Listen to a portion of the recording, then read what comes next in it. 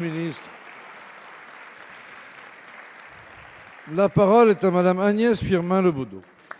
Merci Monsieur le Président. Ma question s'adresse à Madame la Ministre des Sports.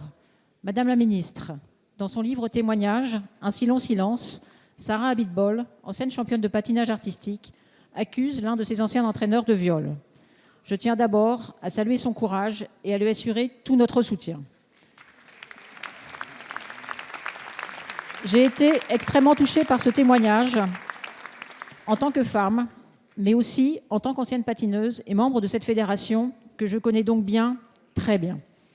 Madame la Ministre, vous avez demandé la démission de Didier Gaillaguet, président de la Fédération française des sports de glace, et dénoncé un dysfonctionnement général au sein de cette fédération. Je ne peux qu'approuver votre démarche constructive, d'autant que sa réaction choquante et inappropriée, ainsi que ses propos mettant en cause, sans la nommer, l'ancienne ministre des Sports, Marie-Georges Buffet, que je salue, sont absolument abjects et scandaleux.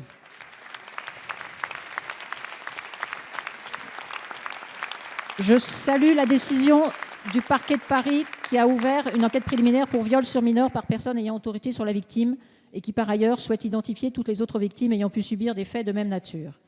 Comme le déclare M. Gaillaguet, la fédération sportive n'est ni la police ni la justice. Eh bien, je souhaite qu'aujourd'hui, la police et la justice mettent tout en œuvre pour qu'enfin il soit mis un terme à ces sordides affaires, malheureusement encore trop sous silence et trop fréquentes, et que l'issue soit un réconfort pour Sarah et toutes les victimes concernées.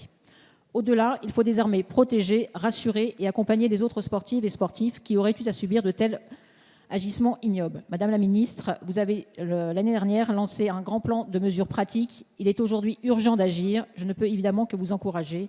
Alors, quels moyens concrets prévoyez-vous de mettre en place pour parer ce fléau qui touche de trop nombreuses disciplines et fédérations? Merci, Madame la députée. La parole est à Madame Roxana Maracineanu, ministre des Sports. Monsieur le Président, Mesdames et Messieurs les députés, Madame la députée Agnès Firmin Le Bodo. Oui, Madame, la situation est grave. Un enfant sur 5 est victime de violences sexuelles en Europe et le sport n'est pas épargné. Dès mon arrivée au ministère des Sports en septembre 2018, j'ai pris des mesures pour prévenir les violences et mieux contrôler l'encadrement des pratiquants, qu'il soit fait par des professionnels mais aussi par des bénévoles. Je tiens aussi devant vous à saluer le courage de Sarah Abitbol et d'autres sportives et sportifs pour leur témoignage. Je veux leur dire que leur prise de parole ne sera pas vaine et qu'elle sert déjà à libérer la parole des enfants sur des faits plus récents et donc non prescrits. Cette situation impose une mobilisation sans précédent et j'utiliserai tous les moyens à ma disposition pour écarter les individus qui commettent de tels agissements. Concernant la Fédération des sports de glace et en particulier certains cadres, je prends toutes mes responsabilités. Vous l'avez dit, j'ai engagé une procédure de retrait de la délégation, demandé la démission du président de la fédération et je tiens à rassurer les sportifs. Les licenciés des associations, ça ne changera rien pour eux. Avec le CNOSF, nous pouvons garantir la continuité de l'encadrement au quotidien, l'organisation des compétitions et la prise en considération des besoins des athlètes de haut niveau. J'engage aussi un accompagnement des 200 clubs de la fédération pour m'assurer des conditions d'encadrement de la pratique sportive. Une mission d'inspection générale est diligentée pour mettre en lumière le rôle et la responsabilité de chacun au sein de cette fédération.